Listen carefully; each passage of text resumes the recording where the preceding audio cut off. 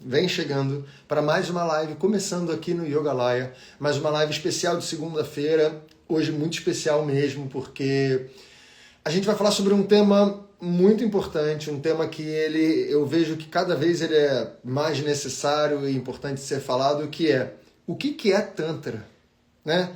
Essa palavrinha, né, Tantra, que quer dizer muitas coisas e que eu vejo que cada vez mais está pegando estereótipos, né, a partir de movimentos que são naturais, né, todo conhecimento é vivo, e o Tantra vem se tornando alguma coisa, mas muitas vezes as pessoas me perguntam o que é Tantra, né, o que é Tantra Yoga, de onde que vem o Tantra, que negócio é esse de massagem, de onde que vem essas coisas, né?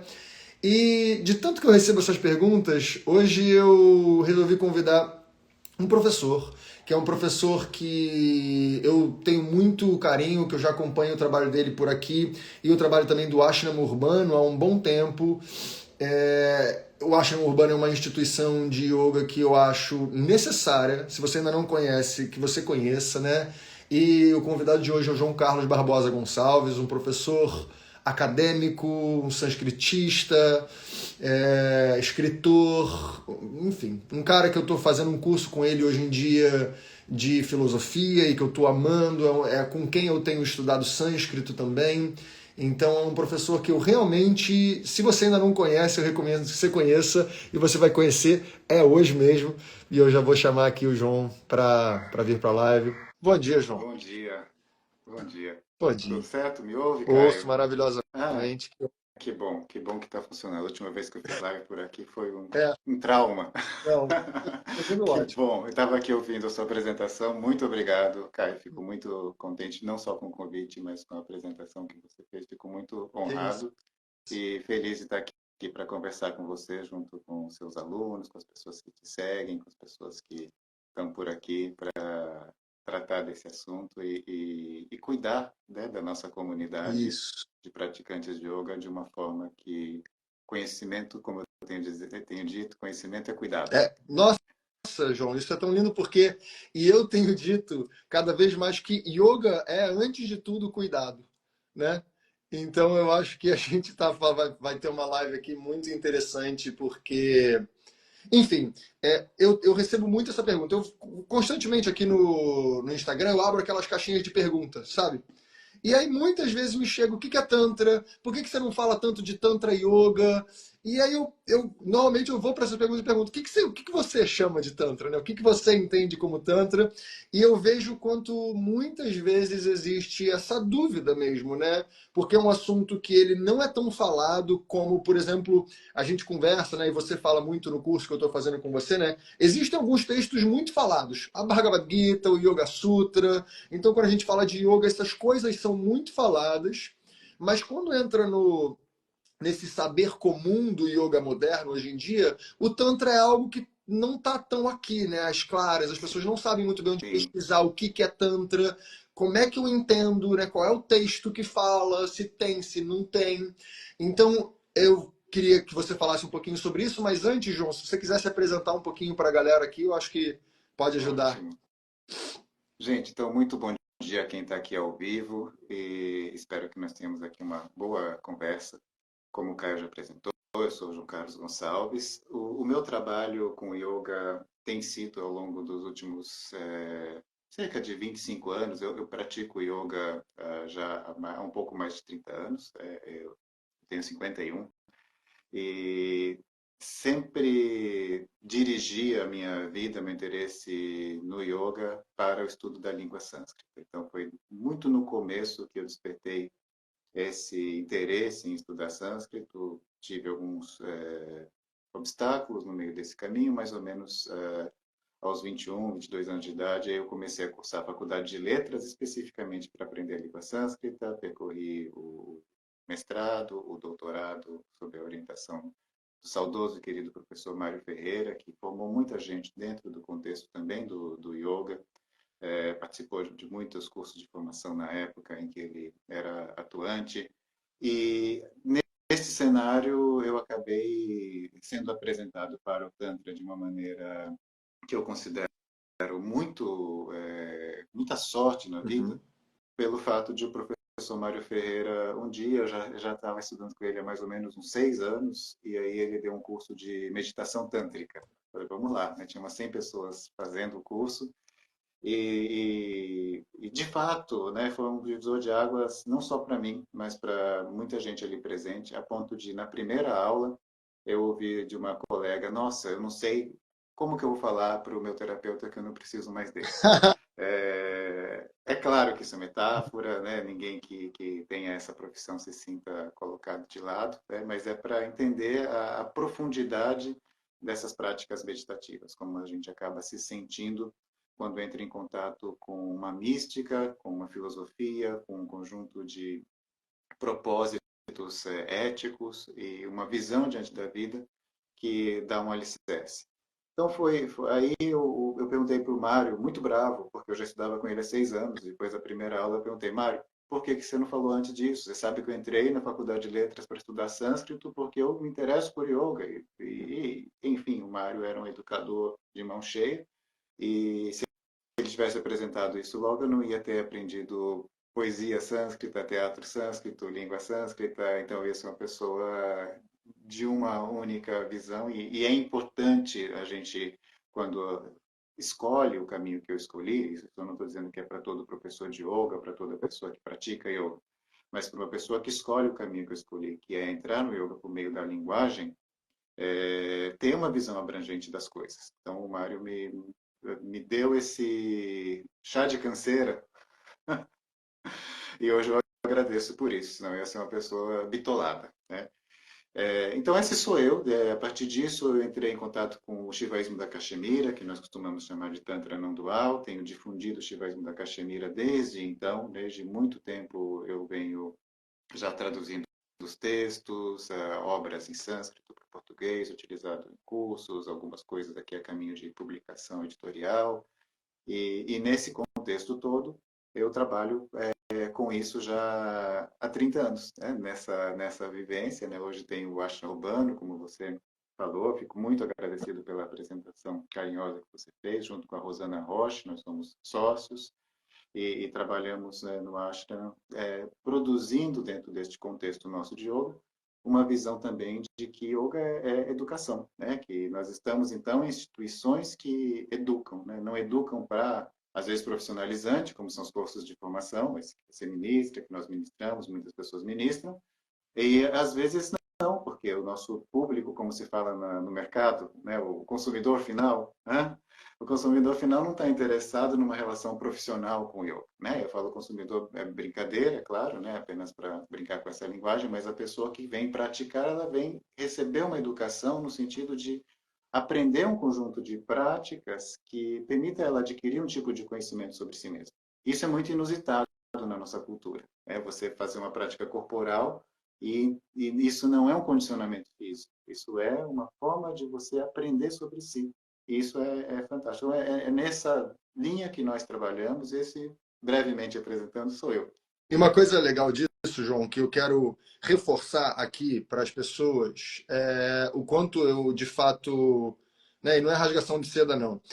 Tem uma coisa que eu acho muito importante, realmente, do trabalho do Ashram Urbano, do João, o quanto ele propõe a gente repensar enquanto, de fato, sistema de cultura, sistema de passagem do conhecimento, né? Então, a gente tem que entender que o yoga ele é uma forma de transmissão de conhecimento, uma transmissão de cultura, e como isso faz a gente rever o nosso caminho enquanto sistema, enquanto sociedade, enquanto política, né? O yoga, como ele não se desvincula de política, não política esquerda, direita, PT ou, né, ou coisa do tipo, também, mas enquanto pensamento político, enquanto organização social, enquanto forma de olhar para as nossas relações. E eu acho que isso é de fato um trabalho que eu não vejo outra instituição de yoga fazer com o empenho, com a dedicação que vocês fazem, com a seriedade que vocês fazem.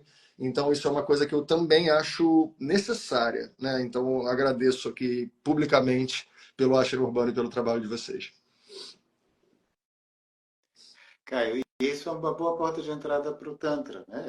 Esse projeto pedagógico, né? Ele faz parte, né, especificamente da visão não dualista, né, e a gente já tem de dizer nem todo Tantra é não dual, o que não há problema nenhum, a gente já vai falar de uma maneira mais abrangente, mas quando nós pensamos a respeito dos problemas do indivíduo, e isso é uma falha que não só no yoga aparece, mas em muitos contextos terapêuticos, psicanalíticos, psicológicos também, adentrar o indivíduo sem entender a inserção dele na sociedade, e Exatamente. aí então entramos em questões de ordem política abrangente, como você falou, é uma coisa que faz com que as pessoas às vezes fiquem sobrecarregadas na culpa, fiquem sobrecarregadas acreditando que elas podem resolver o problema delas sem pensar numa dinâmica mais abrangente.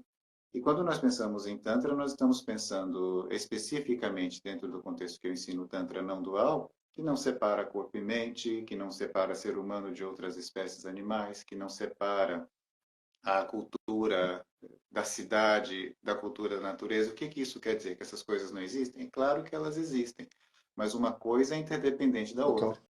Uma coisa vive junto da outra. Esses dias eu me dei conta, né? Já faz algum tempo que eu utilizo aqueles probióticos, Sim. aquelas pastilhazinhas, aquelas cápsulas, né, que vem zilhões de bactérias, às vezes de cepas, às vezes vem 21 tipos diferentes. Eu acordo de manhã e quando eu vou tomar depois do café, eu falo, nossa, eu estou engolindo um microcosmo.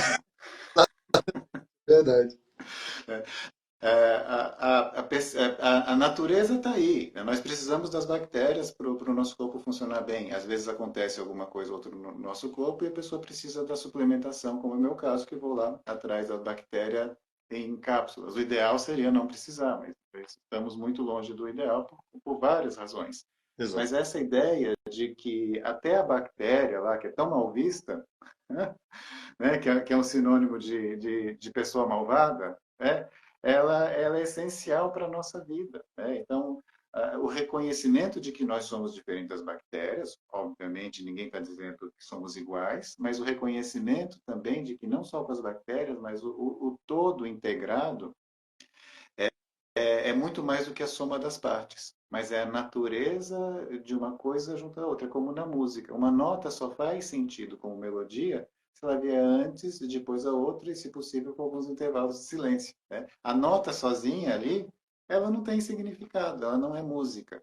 Mas no contraste com as outras notas musicais, né, e as pessoas que estudam música sabem falar isso muito bem, a terça, a quinta, a sétima, né, menor, maior, eu estou vindo aqui da apresentação de regência da minha Que filha, legal. que fez a apresentação de final de licenciatura de estudo musical, a Celeste fez ali, então ela conversa comigo e me explica as coisas que eu entendo na hora, depois eu não sei reproduzir, ainda que eu tenha alguma formação musical, não passa perto disso. E isso envolve, então, o conhecimento de que as unidades elas só existem em relação com o todo. É como uma palavra, ela só pode ser compreendida no conjunto da frase. E isso é um dos pontos de partida do que nós pensamos como Tantra não dual. É de uma maneira bem intuitiva. Então, quando nós pensamos no indivíduo, e nesse conjunto de indivíduo e sociedade, essa separação entre ser humano e natureza, como se o nosso corpo não fosse natureza. Nosso Exatamente. corpo é natureza, a gente mora dentro da natureza, nós somos natureza. É evidente que se eu quiser pensar a natureza quando eu atravesso da área urbana, vou à área rural, aí tem um local para fazer um piquenique, ou tem uma cachoeira, ou tem um rio passando, é claro, isso é uma definição útil para a sociedade. Né? Mas, ao mesmo tempo, nós não podemos nos esquecer que nós somos esse conjunto plural. Né? Então, a Tantra nos ensina isso de maneira muito intuitiva, prática e também teórica, que é esse aspecto que você falou. Onde que nós buscamos isso? Ex- Como que eu vou aprender isso? exatamente. Tem uma coisa que eu queria falar, só aproveitando o seu exemplo da música, né? Eu venho da música também. Vivi de música durante 15 anos, enfim, minha primeira formação foi nisso, estudei contrabaixo e tal. Mas uma coisa que eu acho muito interessante disso que você falou, e eu faço essa comparação direto com os meus alunos, né? Eu falo, sempre que eu pego o meu violão, ou o meu contrabaixo, ou qualquer instrumento, eu tenho que afinar ele, todo dia, né? E as práticas de yoga, elas são como se fosse isso. Você pega um instrumento e afina. Porque senão é muito fácil Exatamente. estarem tocando em harmonia. Eu posso até estar tocando tecnicamente bem, mas se esse instrumento não tiver afinado, não vai ter harmonia com o que está em volta. E não quer dizer sobre se o instrumento é bom ou é ruim, se o outro músico é bom ou é ruim. A gente está afinado, né? Isso é a primeira Exatamente. coisa. Eu acho que as nossas práticas de yoga, independente da abordagem que você utiliza, elas visam isso também, né? Uma afinação ali para que eu toque em harmonia com o que está em volta.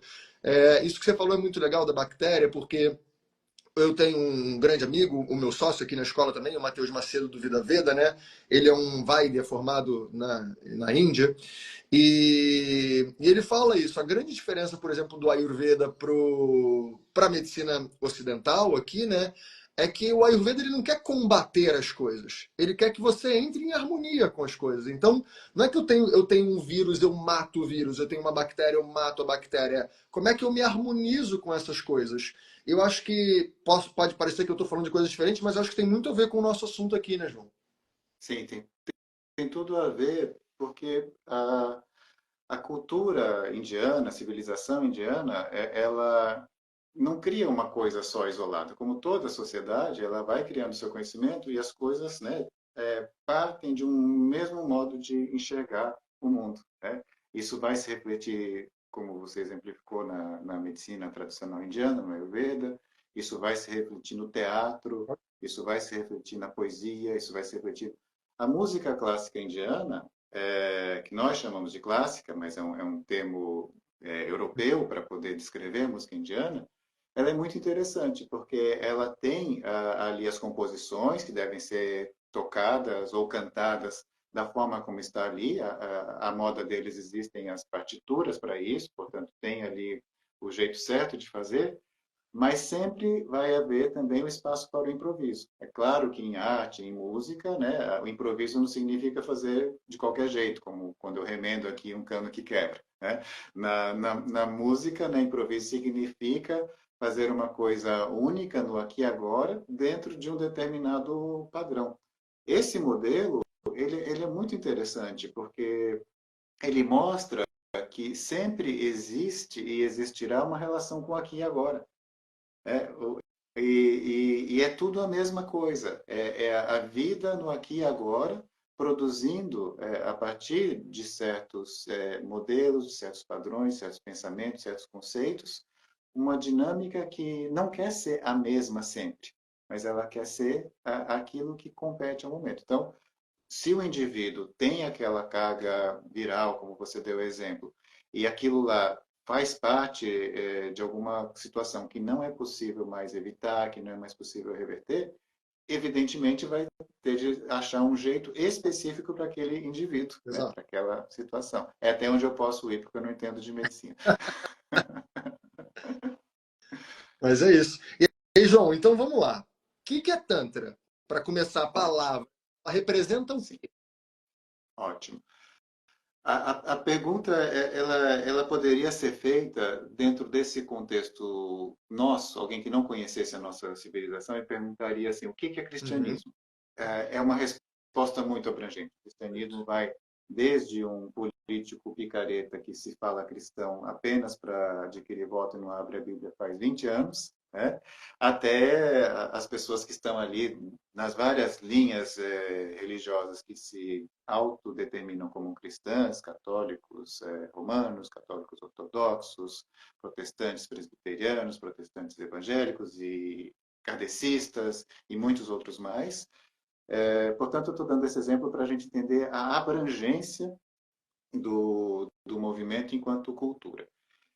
Enquanto literatura, é um bom caminho para nós Pô, entendermos. Existe uma literatura chamada Tantra. Né?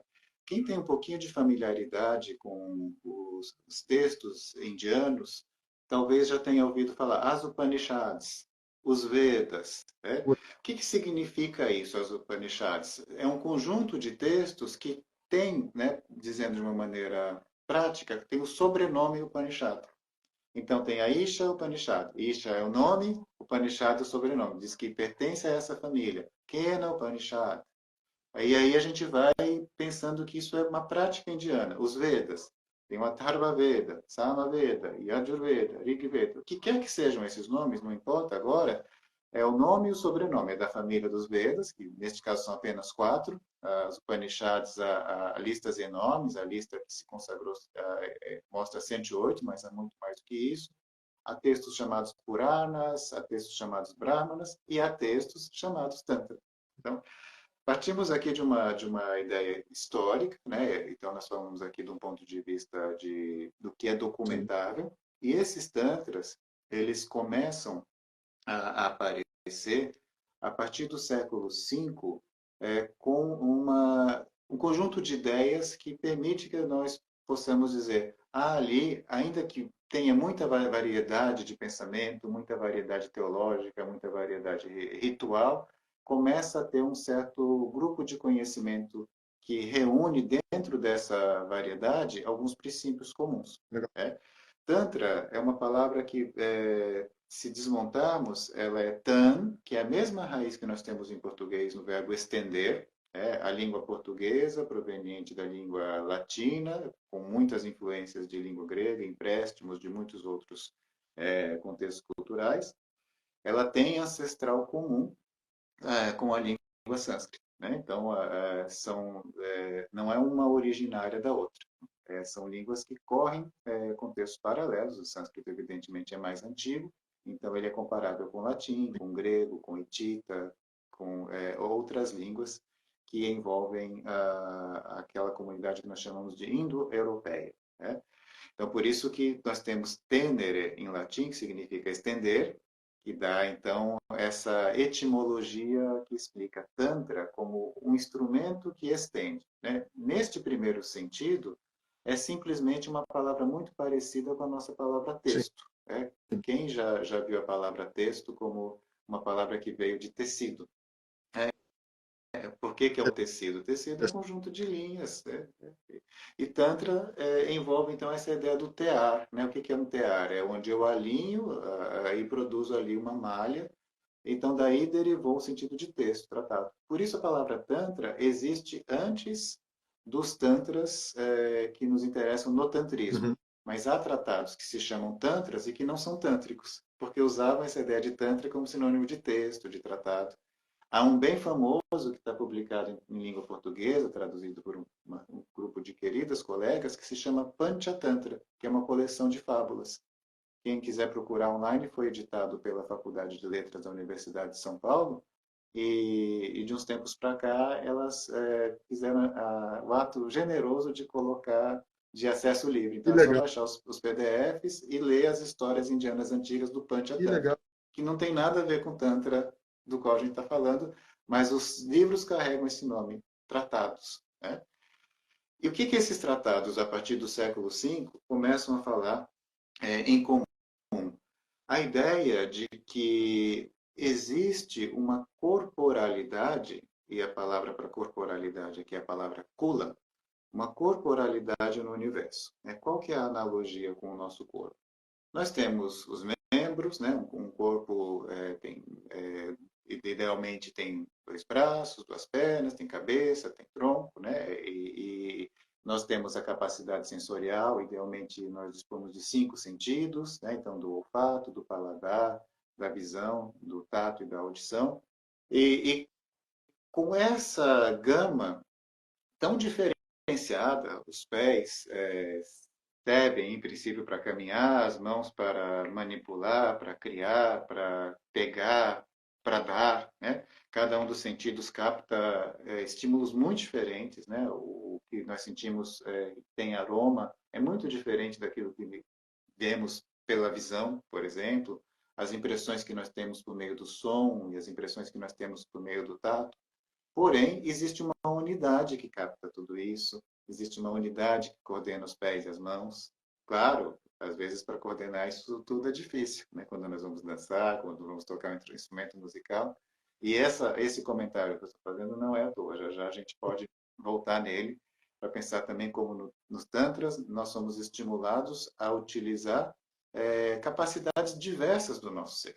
A gente já volta nisso. Perfeito. A ideia fundamental, então, é pensar que a diversidade do mundo, com os vários continentes, com os vários oceanos, com as várias espécies animais, com as várias espécies botânicas, com as várias situações vividas ao longo do tempo, tem uma corporalidade, Sim. tem uma unidade. Assim como um corpo não é um conjunto de membros, a sensorialidade não é um conjunto de sentidos. Quem capta o aroma é quem capta uma imagem, é quem capta um som. Existe uma diversidade que se transforma numa unidade. Sim. Não é isso? O mundo, na sua pluralidade, ele não é um conjunto de coisas Não. separadas. É, todo mundo que tem um pouquinho de contato com yoga, quem não tem não precisa se sentir em falta. Né? Já viu a imagem do Shiva Nataraja, é um Shiva dançando, um Deus que dança. Né? O que é essa dança? Essa dança é um momento epifânico. O que é epifania nos estudos de religiões? É aquele momento em que o Deus se revela. Né? E como Shiva revela a si mesmo para os seus devotos? Ele mostra que o mundo é uma dança. Portanto, o mundo tem compasso, o mundo tem ritmo, o espaço se estabelece de uma forma harmoniosa. Nós não sabemos enxergar isso, e às vezes todos concordamos, é muito difícil de enxergar isso. Injustiça, crueldade, violência, ninguém aqui está sendo, olhando apenas, né, o que nós chamamos de bom.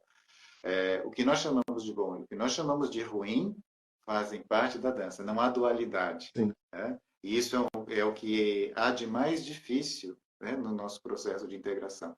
O monoteísmo, na sua dualidade, ele resolve parcialmente esse problema. Eu pego tudo aquilo que eu considero ruim, né, e coloco dentro da caixinha do antagonista de Deus. Às vezes é consenso, né? Doença, sofrimento, morte, né? Mas e quando entra características morais? O que eu não acho que é bom no outro, eu coloco na caixinha do antagonista de Deus. Aí já começa a ter um problema de tolerância. Né? Eu pegar e falar que este traço seu de personalidade, este traço seu de identidade, não, isso não é de Deus, isso vem de lá do antagonista. Né? Então, o dualismo ele não resolve muito bem isso. Né?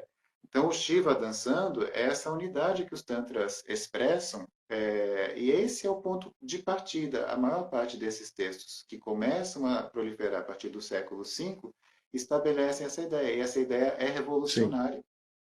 Porque antes existia uma questão muito dual, né? Ali, que era A muito que dualidade. vinha dos textos, né? E de novo, não é uma questão sobre bom ou ruim, né? Isso é interessante que você falou, João, porque diferente de você, eu trabalho muito com medicina, né?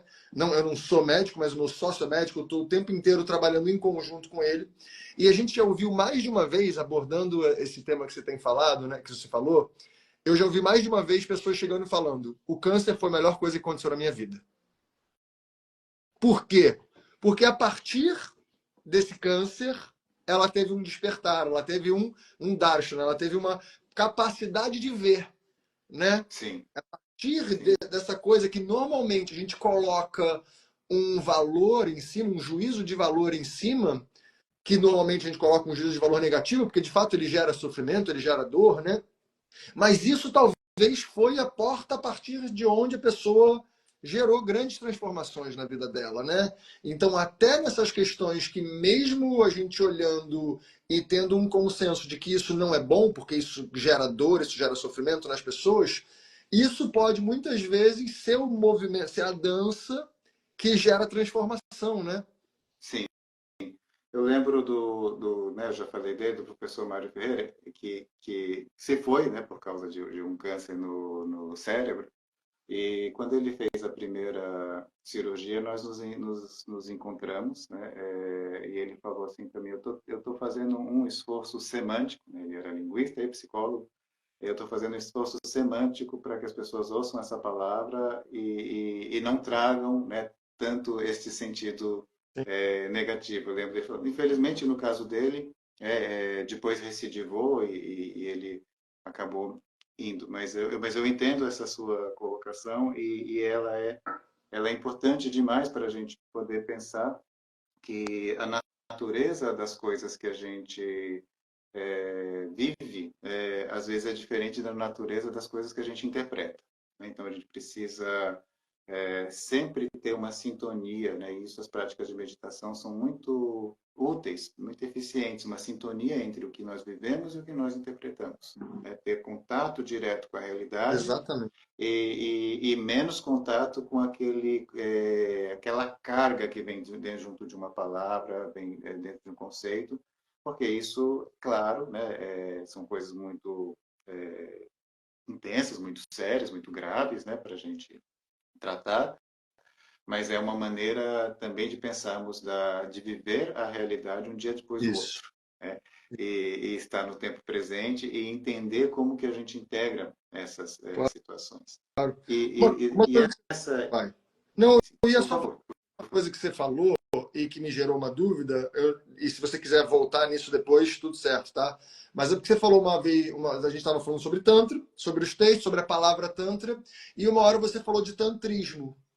E aí, Sim, em algum momento que você separasse essas coisas. sim. A palavra tantrismo, né, esse ismo, né, um sufixo não só da língua portuguesa, mas há em francês, há em inglês, há em muitas línguas modernas. E então é uma palavra criada, ela não faz parte. Não há uma palavra assim em Claro, sânscrito, né? A palavra tantra, ela funciona como uma forma substantiva que nomeia os textos e normalmente nós vamos ver a palavra tântrica. Tântrica, com a longo, por isso eu faço esse A bem aberto, tântrica, ela envolve uma ideia de adjetivo. Então, vai se falar muito de tântrica e vai se falar muito também de kaula. Kaula é o adjetivo criado a partir da palavra kula, que, então vejam, né, é o corpo do cosmos. Né? Não o nosso corpo, mas o corpo do cosmos, que, portanto, tem uma unidade. Né? Se é um corpo, não é uma coisa separada. Quando eu falo corpo docente, idealmente o corpo docente de uma escola, de uma faculdade, de uma universidade, tem de ter uma sintonia, tem de ter uma orientação pedagógica. Né? Você e o seu sócio, eu e a minha sócia Rosana, a gente não pode cada um falar uma coisa num curso de formação. exato. Cada um fala a mesma coisa dentro das suas especialidades. Né? Por isso é um corpo docente, mesmo que seja de dois. De 10 é mais complicado ainda. Mas precisa haver uma unidade pedagógica. Né? Quando nós falamos de caula, nós estamos falando então desse adjetivo, aquilo que diz respeito a essa unidade e pensando então a prática caula, o ritual caula, a meditação caula e a mesma coisa tântrica. E todos esses termos, eles são muito correntes na literatura em sânscrito. Sim. Quando falamos tantrismo, falamos um termo que procura, e é legítimo, faz parte da língua portuguesa, nós falamos cristianismo, como eu dei o Hum. exemplo, e há cristãos dentro do cristianismo que não entendem que outros cristãos são Total. cristãos. É comum certos católicos não entenderem que kardecistas sejam cristãos. Uhum. Né?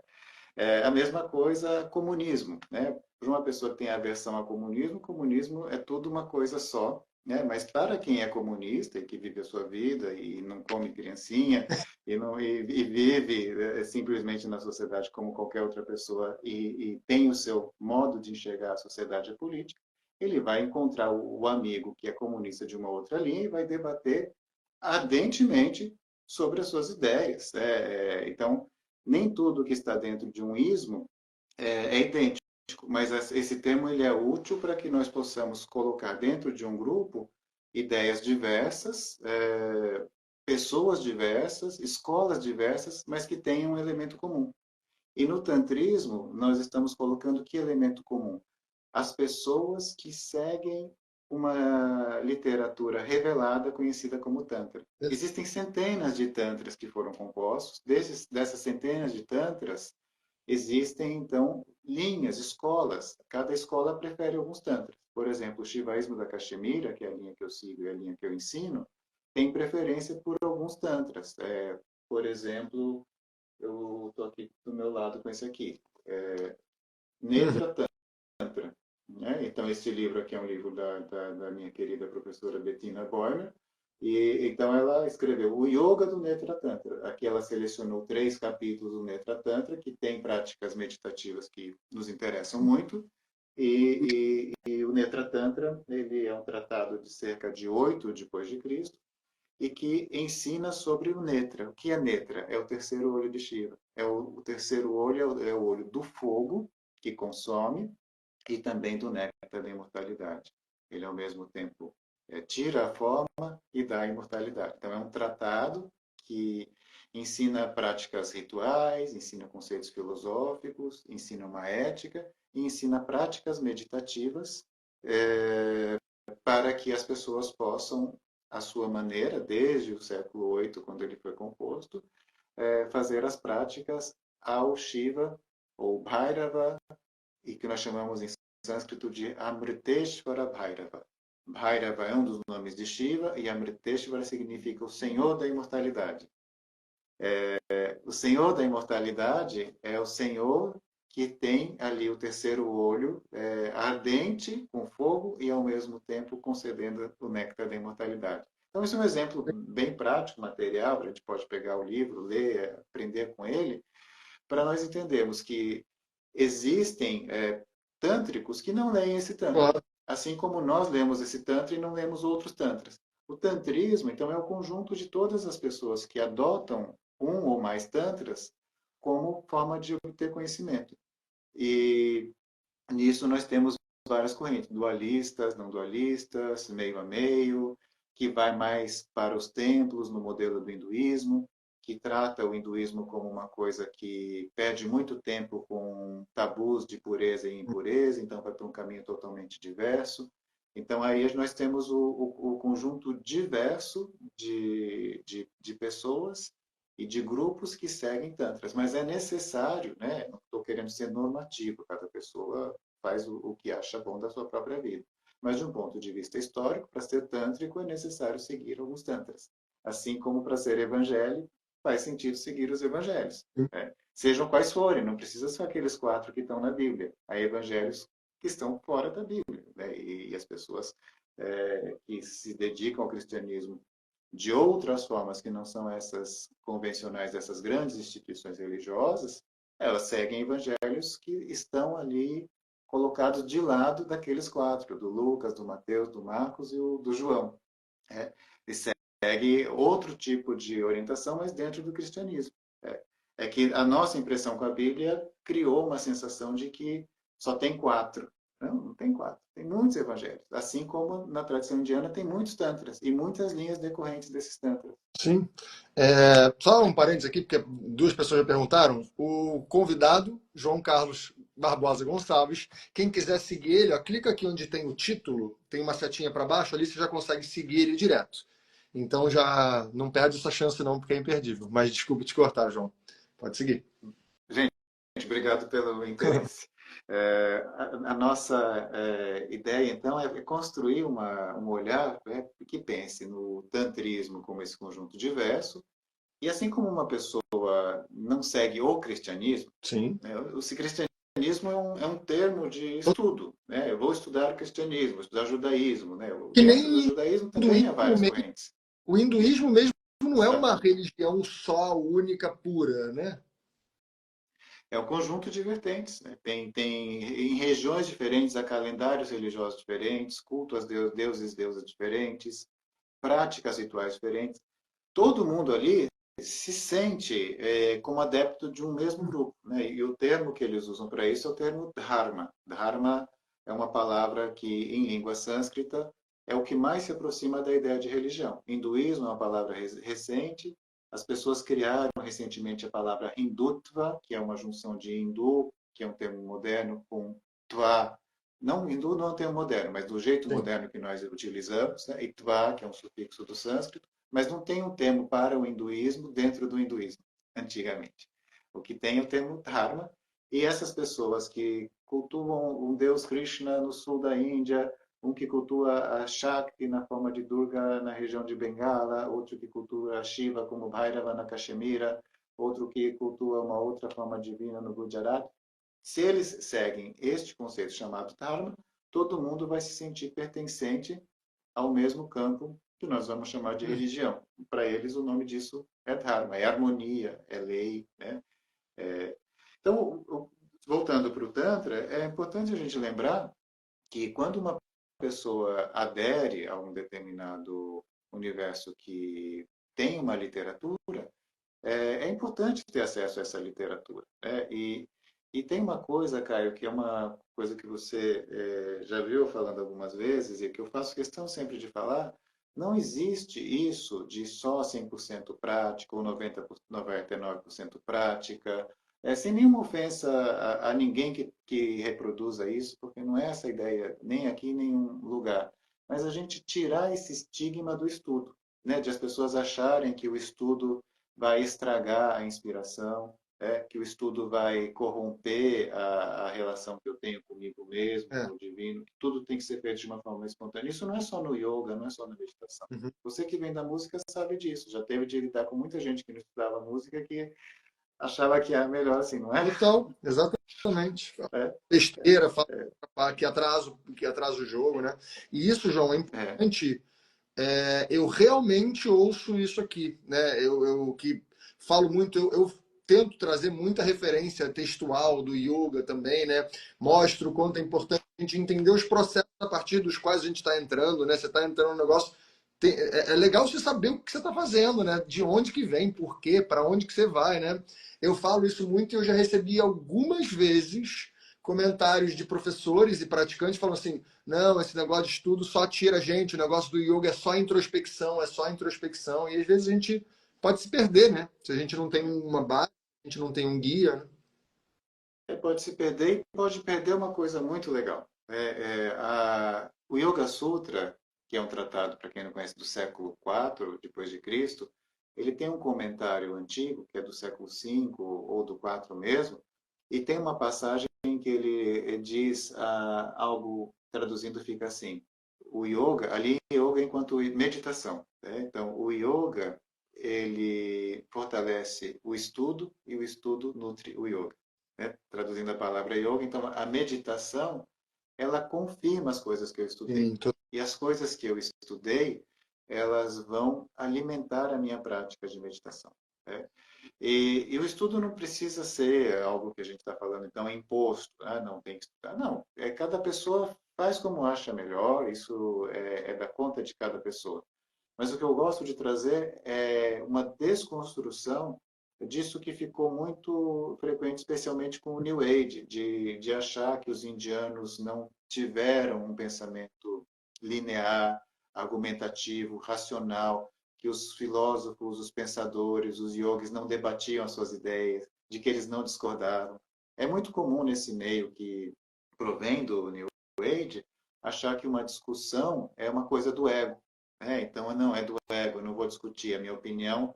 Não, o pensamento só pôde se desenvolver ao longo dos séculos, e em alguns casos dos milênios, pelo fato de as pessoas terem colocado para fora o que elas pensavam e, principalmente, escutarem o que os outros pensaram das suas ideias.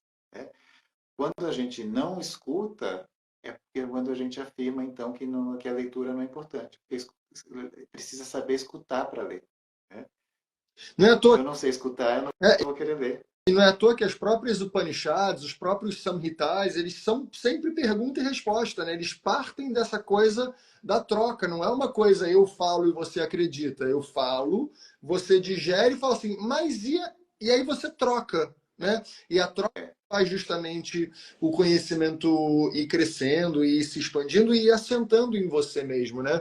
Tem aquela Sim, imagem que a gente fala muito, né? A árvore, enquanto cresce para fora, as raízes vão crescendo para dentro, né? Então, como exatamente. deixar de ser. Quer dizer, É. tem como. A gente perder isso é perder uma coisa muito importante, né, do nosso processo. O ser humano, na sua vivência, ele é aquilo que ele digere da sua experiência exterior. E quando eu digerir, né, o que nós usamos no Ayurveda para falar de digestão? Fogo, né? É. Na medicina, nós chamamos o fogo da digestão e no Tantra nós chamamos o fogo da consciência.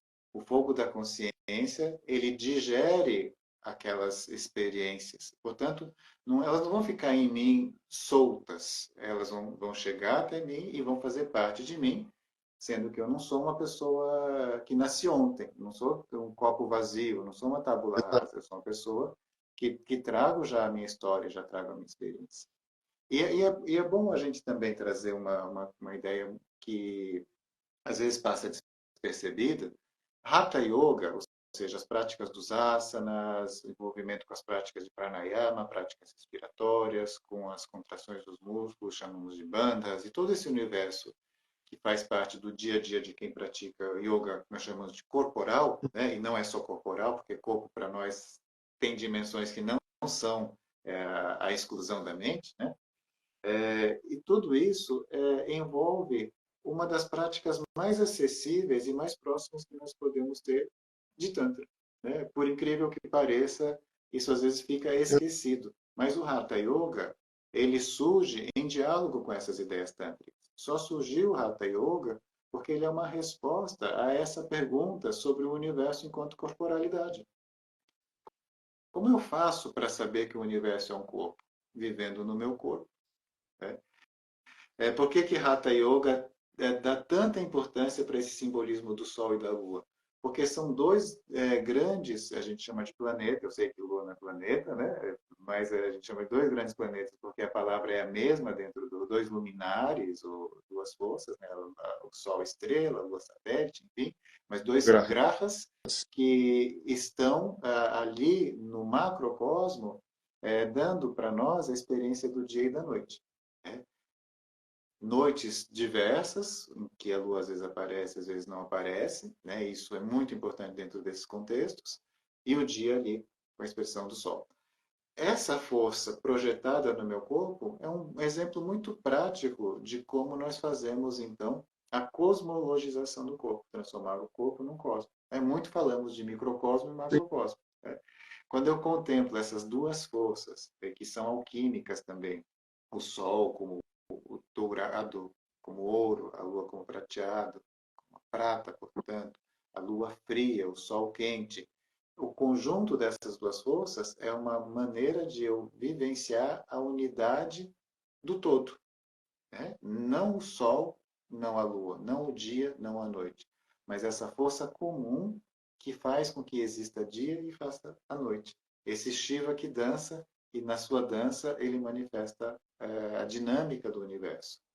Todas essas formas são formas de adentrar aquilo que nós chamamos de Tantra de uma maneira geral. Porque a experiência do corpo, quando ela é vivida com essa consciência, por intermédio desses simbolismos, ela é diferente de uma experiência de academia, de ginásio, como a gente chama em Portugal.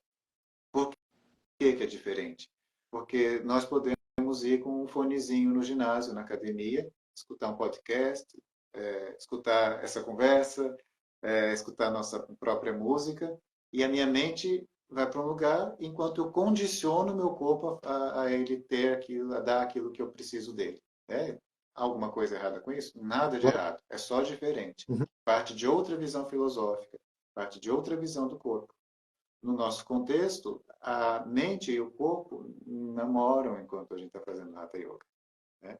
É um namoro, é uma força dialógica. Por que eu digo namoro? Não é para sensualizar, porque o Tantra já tem tanta metáfora sexual que a gente às vezes tem até de evitar. Mas por que eu falo namoro? Porque não é na linguagem verbal, é no toque, é no olhar, é na atenção. Na Então, é essa força. E, João, e aí a gente já começou a entrar no tempo, e até para eu não te travar muito, mas eu estou amando o papo, por mim eu ficaria aqui dias. Também.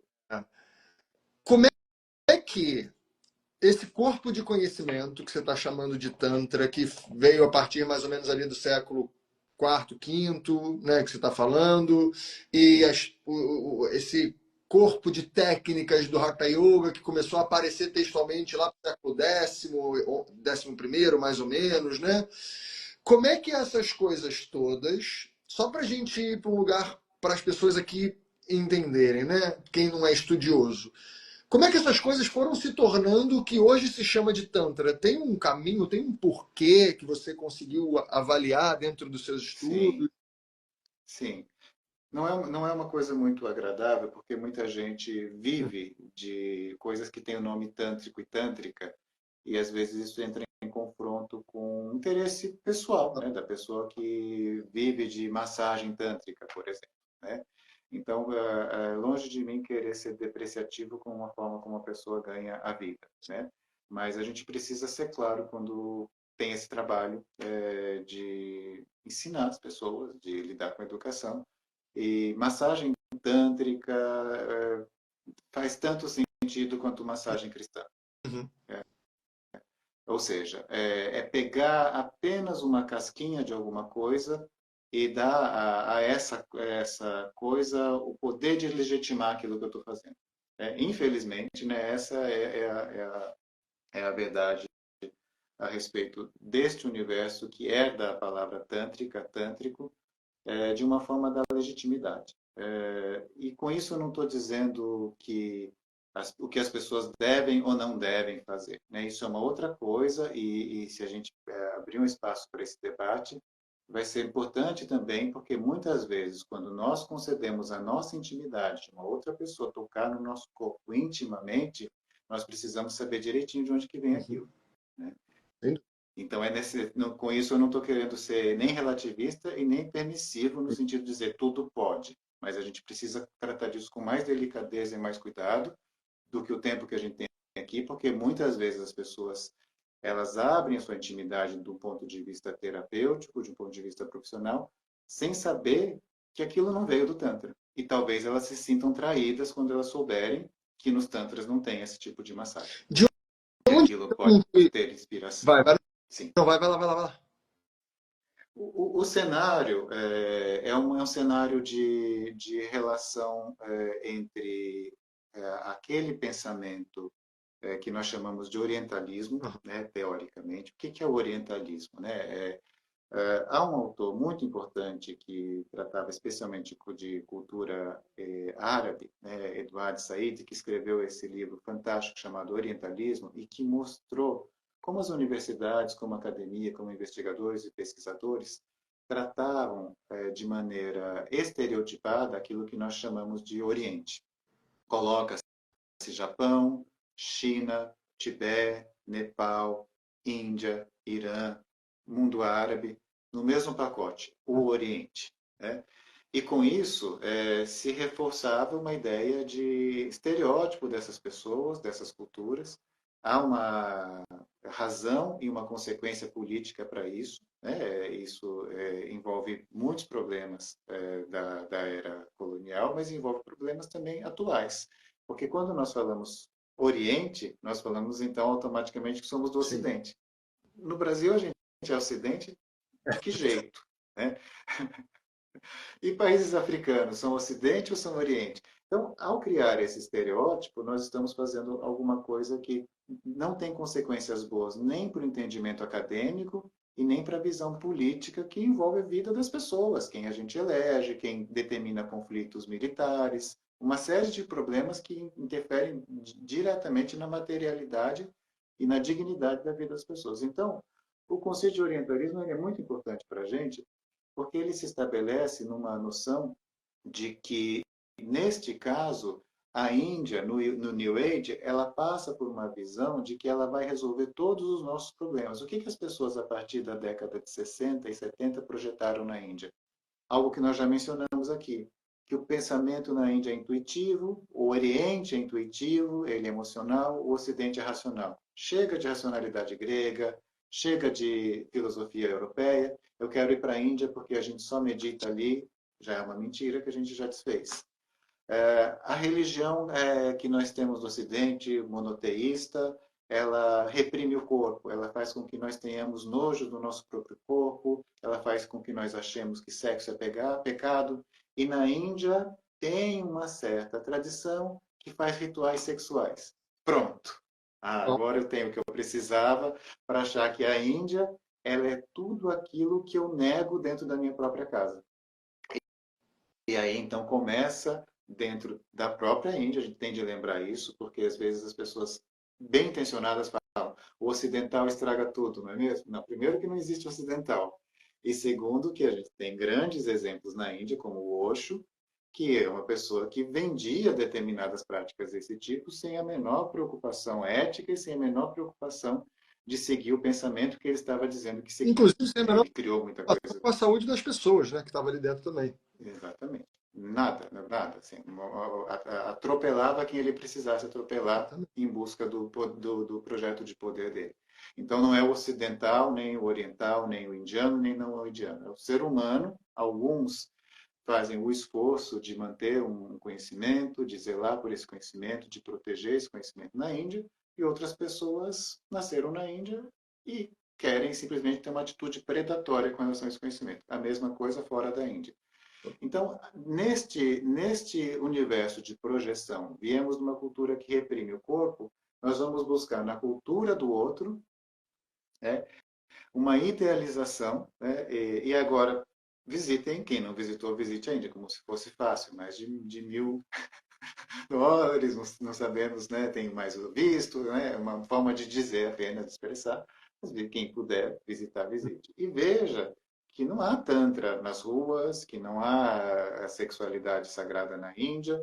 O que há são pequenas linhas de pensamento que, ao lado de vários tipos de rituais diferentes, pequenas linhas, algumas linhas muito específicas, para determinadas pessoas que são adeptas dessas linhas, em momentos muito especiais, fazem rituais em que há, eu vou usar um termo muito frio de que eu não gosto, fazem a cópula sexual. Por que eu estou usando esse termo? Porque não é sexo como a gente está Pode crer. acostumado no dia a dia, Eu como é a nossa vida. acho bonitinho. Não é isso. O foco não é o prazer pessoal, o foco não é a relação com o outro, o foco não é o namoro, o foco não é o amor. O que quer que a gente projete dentro de uma relação sexual convencional, neste contexto, o foco é o ritual. E assim como nós fazemos uso do nosso corpo numa prática de Hatha Yoga, nós fazemos uso do nosso corpo dentro de uma prática que envolve ritual sexual. Porém, isso foi levado a uma expressão, como eu disse, idealizada a partir de orientalismo e de New Age, que estabeleceu então na Índia. Então, na Índia tem essa coisa de que o corpo é sagrado, de que o sexo é sagrado. Não, não é na Índia. E o Tantra trata isso de uma maneira muito local, não é por pudor. É porque existem muitos processos iniciáticos ao lado disso. Existe muito processo antes disso. Massagem, então, ainda que algumas pessoas tentem dizer, ah, mas a massagem tântrica é coerente com o que se entende por Tantra e assim por diante, procurando uma justificativa para isso, quem sou eu para negar uma justificativa ou aceitar uma justificativa? Não é esse o meu papel, né? Eu não sou fiscal de Tantra. Né? Eu sou professor Sim. de Tantra e eu preciso dizer como são essas coisas. O que as pessoas fazem, né, com isso, não vou dizer problema delas, é um problema social, né, no qual eu vou dar minha opinião se eu for chamado. Né? E é necessário a gente averiguar, porque numa relação íntima, a gente precisa de duas coisas. Precisa que haja consentimento e precisa que seja voluntário. Com esse consentimento se fala muito Uhum. atualmente. Alguém precisa perguntar e a outra precisa responder positivamente. Isso é consentimento. Mas a segunda coisa de ser voluntário é onde a gente esbarra num problemão. Porque eu só posso ser voluntário, ou seja, voluntário quer dizer vontade.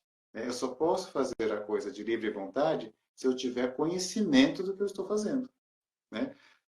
E se a minha vontade não estiver determinada por algum tipo de coerção. Por exemplo, por que é considerado assédio sexual um flerte no ambiente onde há uma hierarquia de trabalho, um orientador com uma orientanda? Por que alguém que tem poder sobre a outra pessoa, ela é considerada assediadora, de acordo com a nossa lei? Pelo fato de que não há uma igualdade entre o não que uma pessoa possa dizer e a outra. Então, uma pessoa, se disser não, ela pode perder o emprego, ela pode perder a bolsa numa faculdade, se ela estiver fazendo um doutorado, um mestrado com bolsa. Então, por isso, a gente considera que ali pode até haver um sim, mas ela foi coagida devido à situação, porque se ela dissesse não, né? Desculpem, devia ter falado aviso de gatilho, perdão, gente. Mas é importante a gente tratar disso.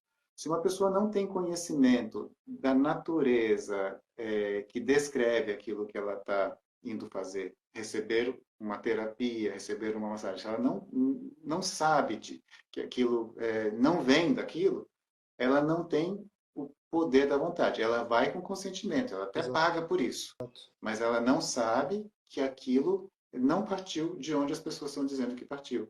Então, essa é a minha opinião como especialista. Se as pessoas tratarem disso como um problema social, continuarei dando essa opinião. Mas não posso ser fiscal de tanto dizer que deve ou não deve, que pode ou não pode. Isso é outra coisa. Claro, mas isso é absolutamente fundamental da gente estar falando, João. Eu, por exemplo, eu tive alunos já que sofreram abusos sexuais em massagens, em coisas desse tipo, e ela veio me perguntar, Caio, mas isso é tantra? Sabe? E eu acho que como nós dois estamos aqui como papel de professores, de passando um certo tipo de conhecimento, eu acho que a gente deve poder falar isso de maneira muito aberta, Sim, né? Porque sem dúvida. é necessário realmente. E é isso, né? O Tantra, como você falou perfeitamente, João, e eu nem quero falar nisso porque eu aprendo com você, então não tem por que eu falar. Mas o Tantra não é uma coisa que eu faço para minha satisfação e nem para satisfação do outro. Não é uma coisa de eu sentir prazer orgástico, né? E não é nem sobre pode, não pode, moralidade ou imoralidade, né? A gente entender, é o que o João está falando. Para que você está fazendo isso? Eu falo isso, inclusive, nas nossas práticas de asana, né? Você vai fazer um Natara de asana. Para que você está fazendo isso? Esse asana está aí para quê? Você está botando ele aí só porque você acha bonito e você vai tirar uma foto e vai ficar legal, mas esse asana ele tem um porquê dentro de uma estrutura, se você for pensar. Não o Natara de asana em si, até porque ele é super moderno, né? Mas se você for pensar um asana, você faz um asana, né? Pensando das diversas formas que eu posso entender asana, dentro de uma estratégia, dentro de um pensamento, né? Dentro de um processo e um corpo de processo. E dentro do Tantra é a mesma coisa, né? E não é uma coisa que eu faço porque, hoje eu estou super cansado, vou fazer aqui uma massagem tântrica para relaxar. Né? Então eu queria agora, João, que a gente entrasse um pouquinho num outro tema dentro desse assunto, que é o que seria uma prática tântrica? Ótimo. Então, isso que você tocou, eu preciso fazer uma observação que complementa, e é muito importante você ter trazido isso. Não confundir o meio com o fim. Né? Isso acontece com yoga, isso acontece com ciência, isso acontece com conceitos em literatura, que é a minha área também. Às vezes, a gente se empolga tanto com o meio que passa a acreditar que é o meu fim. Então, eu passo a minha vida inteira fazendo os ajustes do asana, seja qual for a linha que você segue, aquele asana tem uma idealização. Pronto, depois de 25 anos praticando, eu cheguei no ápice daquele asana. E agora, o que eu faço? Exatamente. Vou, vou vender esse asana, 20 mil reais esse asana.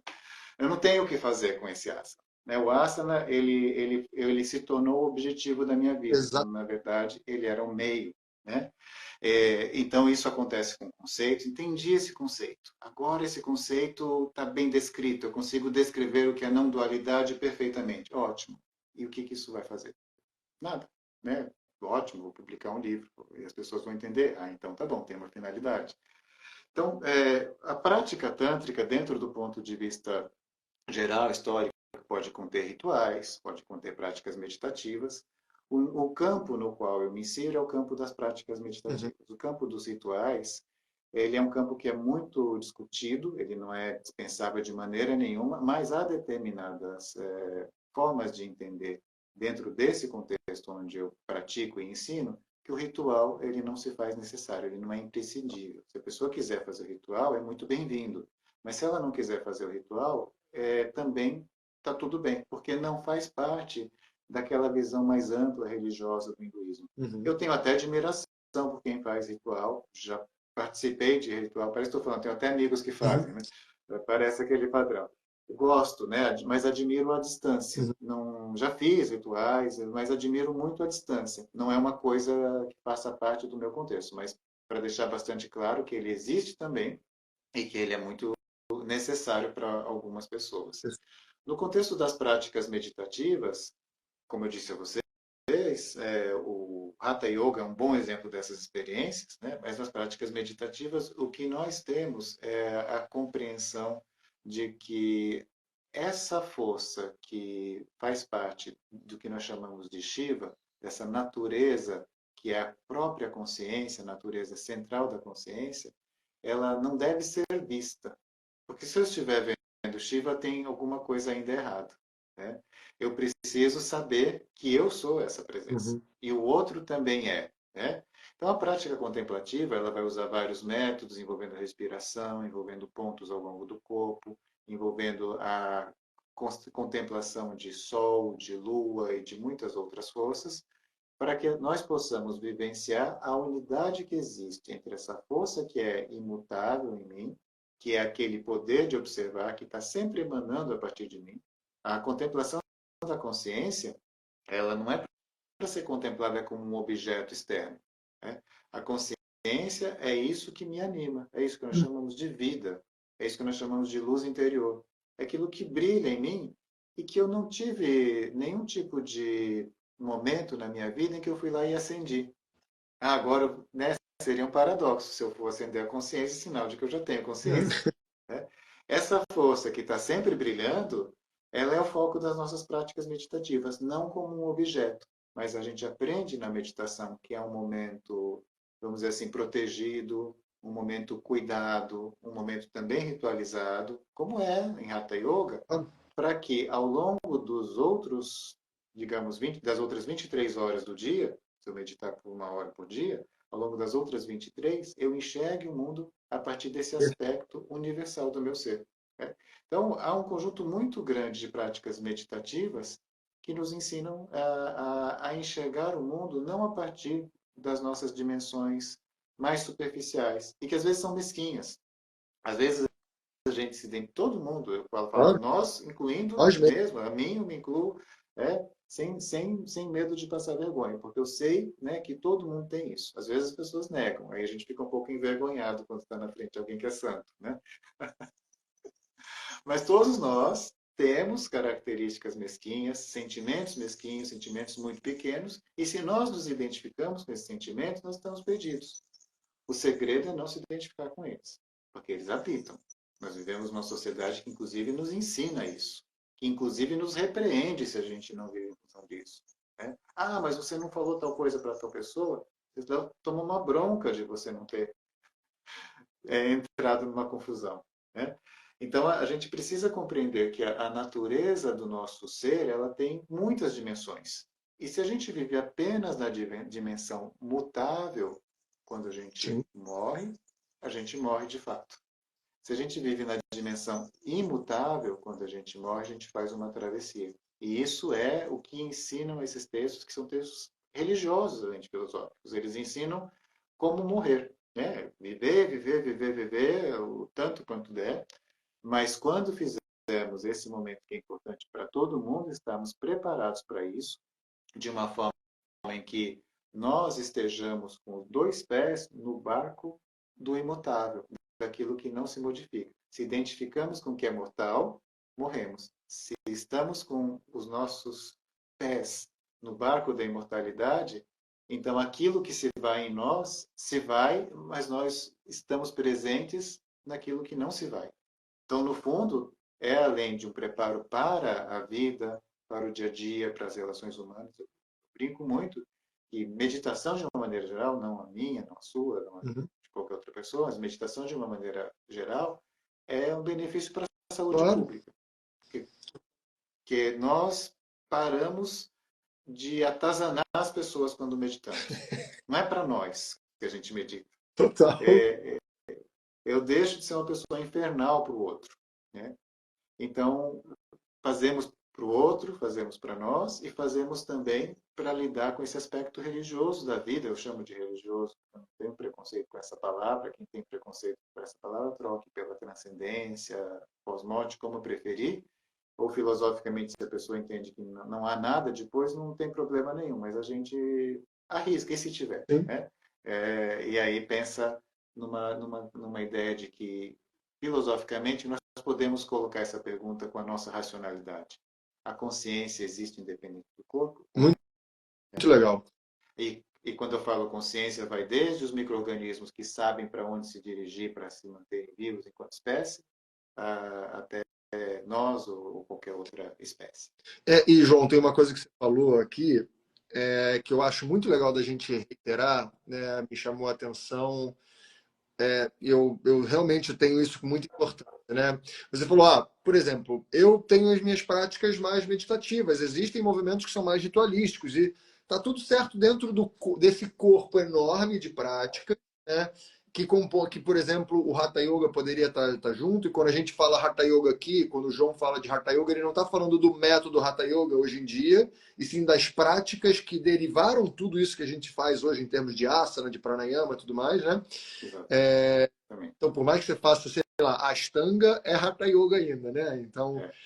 deixar claro aqui para quem não tem a familiaridade com isso. E uma das questões que eu sempre bato com os meus alunos, né, João? Isso me veio a partir da sua fala, é eu tenho que entender aquele famoso quem sou eu na fila do pão, né? Então, assim, e se eu estou querendo fazer práticas para mim, eu preciso entender quais são as práticas para mim. Porque às vezes eu pego, por exemplo, um texto como Hatha Yoga para Deepika, né? Esse texto, no primeiro capítulo, ele está dizendo para quem que são essas práticas desse jeito, nessa ordem. E às vezes a galera pula isso e vai direto para os asanas e para as técnicas e quer executar as técnicas sem entender que aquelas técnicas elas cabem dentro de um contexto, dentro de uma abordagem, com um cuidado, né? E que eu não estou querendo limitar nada, mas é que antes de eu simplesmente executar técnicas, eu tenho que entender eu. E o que Sim. essa técnica vai me trazer e o quanto que de fato eu posso pegar esse conhecimento todo e levar para o meu, eu não digo nem benefício, né, mas para o meu processo, né? Eu acho isso muito importante, porque não é só, por exemplo, agora adorei o que o João falou do Tantra, eu tenho que fazer um monte de ritual, ou tenho que fazer tal coisa. Ninguém tem que nada, né? E esse processo tem que sempre levar em conta o indivíduo que está fazendo, né? Para que seja Sem dúvida. coerente. É. A gente não pode esquecer, né? Isso faz parte de um contexto que a gente pode chamar de educação. É uma educação para o ser, para o autoconhecimento, mas é um tipo de educação. Total. E como toda educação, a gente não dá o livro assim na mão do aluno e fala agora, não, a gente apresenta o livro, apresenta o que é importante, às vezes fala para ler um capítulo, às vezes para outro capítulo. Esses textos, na maioria das vezes, Caio, eles foram escritos de gurus para Uhum. gurus. Então, o exemplo da medicina é bom aqui, né? O que é a matéria médica, né? É o conjunto de remédios, o conjunto de medicinas, o conjunto de medicamentos dentro de uma determinada medicina. Né? O terapeuta ele não vai dar matéria médica para o paciente, né? Ele vai fazer uma seleção daquilo. A mesma coisa dentro desses textos. Né? Nós estamos aqui dentro de um cenário moderno, né? Nós chamamos de yoga moderno tecnicamente esse momento histórico, e temos de ter, às vezes, de nos dirigir sem a presença de um guru, sem a presença de um professor que conheça aqueles textos. Né? E é esperado que nós vamos nos perder mesmo. Né? É um trabalho de entrar numa mata e criar uma trilha por conta própria. Mas se a gente tiver essa chave de leitura, que você bem trouxe, o texto não é inteiro para o indivíduo, mas ele vai dizer que partes é. E é importante isso e uma outra coisa, né? Desligar aquele botãozinho da leitura religiosa, que entende que tudo que está no texto é norma, deve ser feito, deve ser praticado. Não. E se não está lá, não deve ser feito também. Esse é o botãozinho da religião, Uhum. né? Que diz que Exatamente. aquilo é norma absoluta. Não, esse botão tem que ser desligado, né? Então, se não está no Yoga Sutra, não deve ser feito. Se está no Yoga Sutra, deve ser feito. Não, não é Uhum. assim que funciona. Né? Total. É muito importante as pessoas entenderem que esses textos fazem parte de gêneros de literatura compostos por pessoas com objetivos muito específicos. Eles não foram feitos para a gente comprar numa livraria por meio de uma tradução e, de repente, aquilo lá se torna o guia geral da minha vida e tudo que está lá eu devo fazer e o que não está lá eu E não não devo fazer. Porque muitas vezes as por pessoas... uma cultura específica, num lugar específico, a gente tem que traduzir Exatamente. isso, né? É. Não, não faz o menor sentido de nenhum ponto de vista e gosto muito de um ramo, né, uma especialidade, um modo de fazer história que nós chamamos histórias das ideias. O que é a história das ideias? Diferente da história política, a história das ideias estuda o desenvolvimento dos conceitos. Sim. Nós não falamos em evolução em história, mas nós falamos de desenvolvimento, como um conceito vai se modificando. Ao olhar textos de diferentes eras, nós vemos como os conceitos vão se criando, como eles vão dialogando entre si, como eles vão se transformando. Então, é muito claro que o yoga do século IV não é igual ao do século VI, que não é igual ao do século IX, não é igual ao do século XII. Portanto, não podemos entender que aquilo que está daquele jeito ali, o guru, se tivesse nascido no século XXI, como há gurus que nascem no século XXI, falariam exatamente Exatamente. daquela maneira. Não fazem, não fazem, não fariam e não farão. Exato. Né? Exato, exato. João, cara, eu acho que. Você quer fechar com alguma coisa? Porque eu acho que a gente já tem aqui 1h15. Eu queria falar. Não vi o tempo passar. Vamos fechar assim, porque nossa, não vi. Que ótimo. Quero agradecer muito o convite, agradecer muito as pessoas que estão aqui presentes, e acho que a gente tem de ser muito cuidadoso quando lida com esses temas, né? E a gente precisa sempre lembrar que isso faz parte de outra cultura, né? E que entender alguma coisa da nossa cultura já é Total. difícil. Né? Entender uma coisa que vem de outra cultura é entender alguma coisa que é estabelecida neste TA, neste Tantra, nesta rede. Então, é preciso, se quiser entender de Tantra, estudar os textos, estudar Tantra, estudar essa literatura, mas estudar a música indiana, estudar as artes indianas, estudar a maneira como historicamente esse povo se desenvolveu, para que a gente possa não simplesmente instrumentalizar um conhecimento. Agora eu pego isso aqui como se fosse uma ferramenta e utilizo essa ferramenta no meu dia a dia. Não é assim que funciona. Né? Então a gente precisa entender quais eram os objetivos dessas pessoas. Né? Se a gente não entende quais eram os objetivos dessas pessoas, a gente corre o risco de Exatamente. pegar mais uma técnica para a nossa vida, para ficar mais competitivo, mais estressado, estressar mais ainda as outras pessoas, Alimentar. e no final das contas ficar mais frustrado, porque a nossa sociedade só vai se desenvolver de uma forma benéfica se a gente mudar a nossa opinião sobre as coisas e parar de ser individualista. Entender que a realidade dos nossos problemas é coletiva e que a gente só pode lidar com os nossos problemas de uma maneira solidária, de uma maneira cooperativa e entender que não dá mais para a gente ficar pegando meditação, yoga ou qualquer outra prática e falar agora eu vou ter alta performance, agora eu vou estar mais concentrado para trabalhar 40 horas em vez de 30.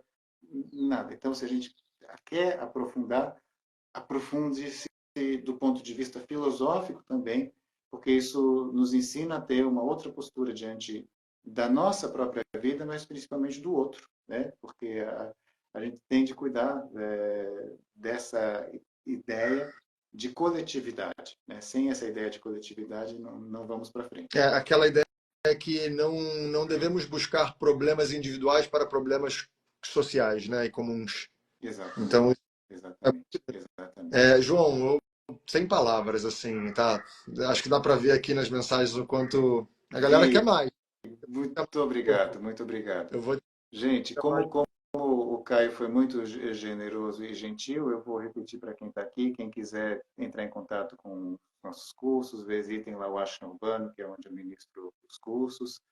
E há cursos iniciando, enfim, vejam né, se vocês têm afinidade com essa João, eu ia proposta. falar isso agora. Pode falar, pode fazer o seu merchan mesmo. Fala. Como é que a galera te Ah, acha? bem, Cursos, o que tá. no, Eu digo, eu vocês, estudo com o João. Estudem com o João. obrigado, cara. Vejam lá na página do Ashna Urbano, tem aqui nessa mesma rede a página do Ashna Urbano, né, o perfil do Ashna Urbano. Ali tem nossos cursos, estamos começando o curso de estudos de Shivaísmo no dia 5 de julho, daremos início a uma nova turma que é especificamente para Shivaísmo não dual. A professora Rosana está começando agora um curso de especialização em Yoga na gestação. Ela é a pessoa que tem a visão, né, assim como o Caio, também tem uma sócia que trabalha com saúde. A Rosana é enfermeira de formação, enfermeira obstetra, né, e além de minha sócia, né, ela é minha esposa, nós somos casados. Então, eu convivo, né, tomando café da manhã com gente da área de yoga e saúde, e então por isso que às vezes eu gosto muito de falar dessas temáticas. E em breve abriremos inscrição para novas turmas de língua sânscrita. Né? Estamos prestes a lançar um manual de língua sânscrita em língua portuguesa pela editora do Ashna Urbano, né? Isso é uma grande novidade, poder estudar sânscrito a partir de um manual em língua portuguesa. Coisa de mais uns 2 meses ou 3 meses esse processo editorial termina.